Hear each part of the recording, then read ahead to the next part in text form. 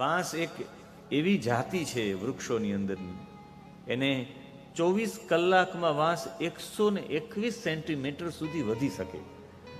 કાષ્ટની અંદર સૌથી ઝડપી વિકાસ કરતો કોઈ કાષ્ટીય છોડ હોય તો એનું નામ છે વાંસ.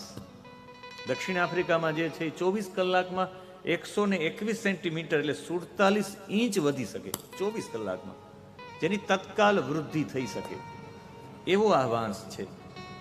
જે વાંસની અંદર સ્વાસ્થ્યવર્ધક સૌથી વધારે 60.36 ગ્રામ કાર્બોહાઈડ્રેટ આવે, 265 કિલોથી વધારે એમાં કેલેરી આવે છે, ઉર્જા.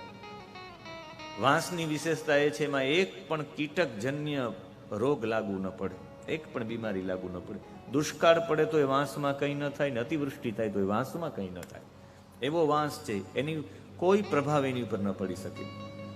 સૌથી વધારે બધા વૃક્ષોમાંથી 2 વૃક્ષો, એક પીપળો અને એક આ વાંસ, બધા વૃક્ષો કરતા 30% વધારે ઓક્સિજન આપે છે. 24 કલાક ઓક્સિજન તો આપે જ છે, પણ 30% બીજા બધા વૃક્ષો કરતા વધારે આપે છે. અને પિતૃ તરીકે આપણે એને એવા માટે પૂજીએ છીએ, પિતૃઓનો સ્વભાવ જ હોય છે કે પોતે દુઃખ વેઠી અને આપણે સુખ આપવું.